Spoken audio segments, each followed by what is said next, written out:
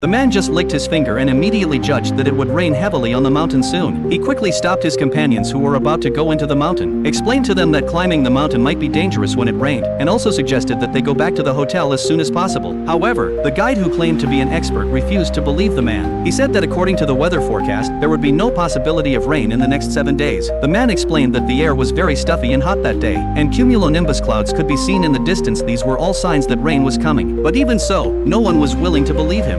At that moment, his wife came over and slapped him hard. She said that if she were not afraid of making her father-in-law angry, she would not have come climbing the mountain with her husband at all. In her opinion, her husband's behavior made her lose all face in front of everyone. The man was about to explain something to his wife, but she didn't listen at all. She turned around and followed the guide into the mountain. Seeing that no one believed him, the man said to the guide, even if everyone insisted on going up the mountain, at least they should distribute the supplies to everyone. This would increase the probability of survival in case of an emergency. But the guide pushed him aside and told him not to be overly concerned, saying that he would take good care of his wife. The man could only sigh helplessly as he watched everyone walk into the mountain. In fact, this man was a legendary explorer. 5 years ago, when he was climbing a mountain, he risked his life to save his wife's grandfather. To repay him, the grandfather married his granddaughter to him. But the man had never told his wife about his identity as an explorer. Over the past 5 years, his wife had been busy with her career and thought that her husband was just living on her money. She was also cold to him on a daily basis. Nevertheless, the man always remembered the grandfather's instruction and had been taking good care of his wife.